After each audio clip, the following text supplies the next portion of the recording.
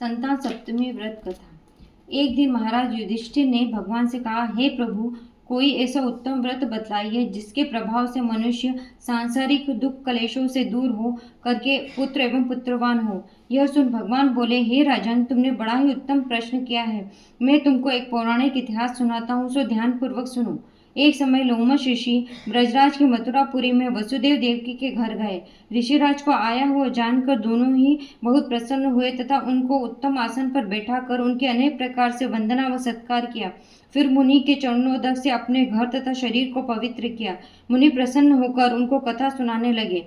कथा को कहते कहते लोमश ऋषि ने कहा कि हे देवकी, दुष्ट दुराचारी पापी कंस ने तुम्हारे कई पुत्र मार डाले हैं, जिसके कारण मन भी अत्यंत दुखी है। इसी प्रकार राजा नहुष की पत्नी चंद्रमुखी भी दुखी रहा करती थी, किंतु उसने संतान सप्तमी का व्रत विधिवत किया, जिसके प्रभाव से उसको संतान का सुख प्राप्त हुआ। यह सुनकर देवकी ने हाथ जोड़कर मुनि से कहा कि हे ऋषिराज, कृपा करके रानी चंद्रमुखी का संपूर्ण वृत्तांत तथा इस व्रत का विधान विस्तार पूर्वक बतलाइए, जिससे मैं भी इस दुख से छुटकारा पाऊं। लोमश ऋषि ने कहा कि हे देवकी, अयोध्या के राजा नहुष थे। उनकी पत्नी चंद्रमुखी अत्यंत सुंदरी थी। उस नगर में विष्णुगुप्त नामक एक ब्राह्मण रहता था। उसकी पत्नी का नाम भद्रमुखी था। वह भी अत्यंत रूपवान व सुंदरी थी।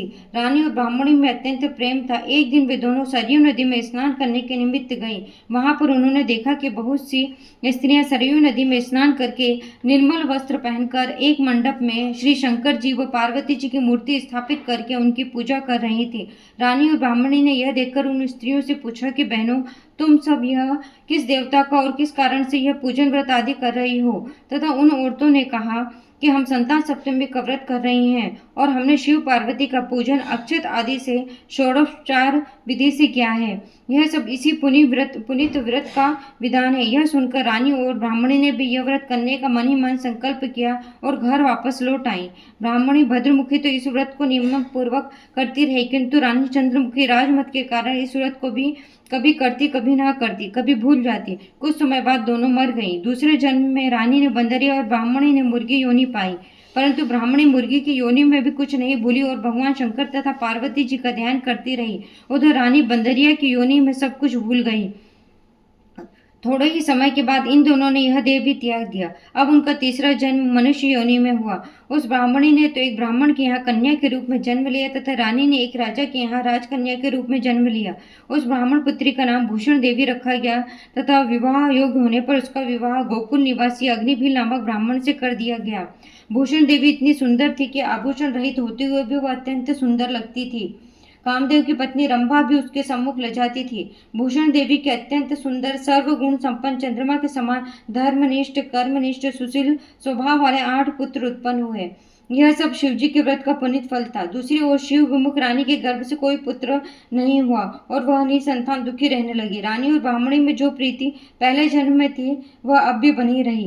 रानी जब वृद्धावस्था को प्राप्त हुई तब उसके गूंगा व बहरा बुद्धिहीन अल्पायु वाला पुत्र हुआ और वह भी 9 वर्ष की आयु में ही इस क्षण भंगुर संसार को छोड़कर चला गया। अब रानी पुत्र शोक में अत्यंत दुखित व्याकुल हो रोने लगी। देवयोग से भूषण देवी ब्राह्मणी के यहाँ अपने सभी पुत्रों को लेकर पहुंची। रानी का हाल सुनकर उसे भी बड़ा दुख हुआ, किंतु इसमें किसी का क्या बस। कर्म और पूर्व के लेखक को स्वयं ब्रह्मा भी नहीं मेट सकते। रानी कर्मच्युत भी थी, इसी के कारण उसे यह दुख देखना पड़ा। इधर रानी उस ब्राह्मणी के इस वैभव और 8 पुत्रों को देखकर मन ही मन उससे ईर्ष्या करने लगी तथा उसके मन में पाप उत्पन्न हुआ। उस ब्राह्मणी ने रानी के संताप को दूर करने के लिए अपने 8 पुत्रों को रानी के पास छोड़ दिया। रानी ने पाप के वशीभूत होकर उन विप्र पुत्रों की हत्या करने के विचार से लड्डुओं में जहर मिला उनको खिला दिया, परंतु भगवान शंकर की कृपा से एक भी बालक की मृत्यु नहीं हुई। यह देखकर रानी बड़ी आश्चर्यचकित हो गई और रहस्य का पता लगाने के मन में ठान ली। भगवान की पूजा से निवृत्त हो जब भूषण देवी आई तो रानी ने उससे कहा कि मैंने तेरे पुत्रों को मारने के लिए इनको जहर मिले लड्डू खिलाए, किंतु इनमें से एक भी न मरा। तूने कौन सा व्रत किया जिसके कारण तेरे पुत्र नहीं मरे और तू नित्य नए सुख भोग रही है? तू बड़ी सौभाग्यवती है। इसका भेद मुझे निष्कपट होकर समझा, मैं तेरी बड़ी ऋणी रहूंगी। रानी के ऐसे दीन वचन सुनकर ब्राह्मणी बोली, हे रानी सुनो, मैं तुमको पूर्व जन्म का हाल करती हूँ, सो ध्यान से सुनना। पहले जन्म में तुम नहुष की पत्नी थी। तुम्हारा नाम चंद्रमुखी था और मेरा भद्रमुखी था और हम दोनों अयोध्या में रहते थे। हम दोनों में बड़ी प्रीत थी। एक दिन हम दोनों सरयू में स्नान को गई। वहां दूसरी औरतों को संतान सप्तमी का उपवास व शिव पूजन करते देख हम तुम दोनों ने इस व्रत को करने की प्रतिज्ञा की, पर तुम राजमत के कारण सब भूल गई और झूठ बोलने का दोष लगा, जिसे तुम आज भी भोग रही हो। मैंने इस व्रत को नियम पूर्वक किया और आज भी करती हूँ। दूसरे जन्म में तुमने बंदरिया का जन्म लिया और हमें मुर्गी की योनि मिली। भगवान शंकर की कृपा से, इस व्रत के प्रभाव से मैं इस जन्म में भी न भूली और निरंतर इस व्रत को नियमानुसार करती रही। तुम इस संकल्प को इस जन्म में भी भूल गई। मैं तो समझती हूँ कि तुम्हारे ऊपर जो यह संकट है उसका एकमात्र यही कारण है, दूसरा कोई कारण नहीं है। इसलिए मैं तो कहती हूँ कि आप इस संतान सप्तमी के व्रत को करें, जिससे तुम्हारा सब दुख दूर हो। लोमश शिष्य ने कहा, हे देवकी, भूषण देवी के मुख से अपने पूर्वजन की कथा को व व्रत आदि के संकल्प को सुनकर रानी को पुरानी बातें याद आ गईं। तब रानी भूषण देवी के चरणों में गिर क्षमा याचना करने लगी और शंकर पार्वती की अपार महिमा के गीत गाने लगी। उसी दिन से रानी नियमानुसार संतान सप्तमी का व्रत करने लगी, जिसके प्रभाव से रानी को संतान सुख मिला और संपूर्ण सुख भोग रानी शिवलोक को गई।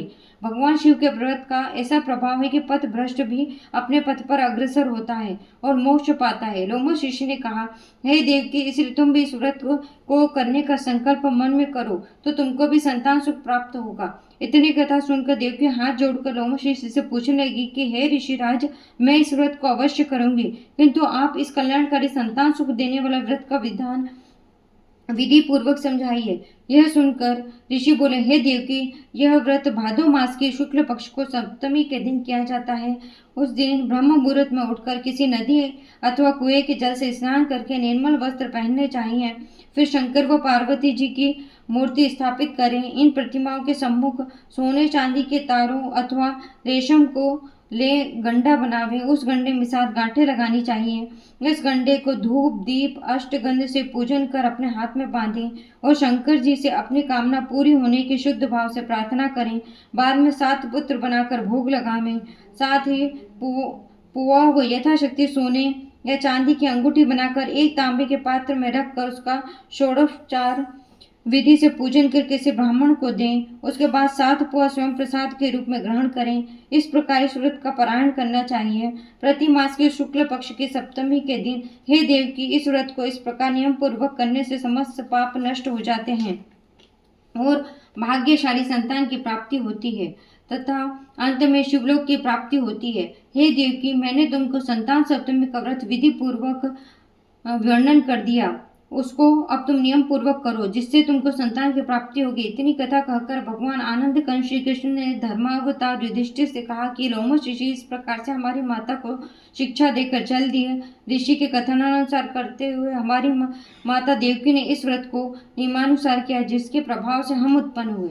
यह व्रत विशेष रूप से स्त्रियों के लिए कल्याणकारी है ही, लेकिन पुरुषों को भी संतान रूप से कल्याणदायक है। संतान का सुख देने वाला, पापों को नाश करने वाला यह सबसे उत्तम व्रत है।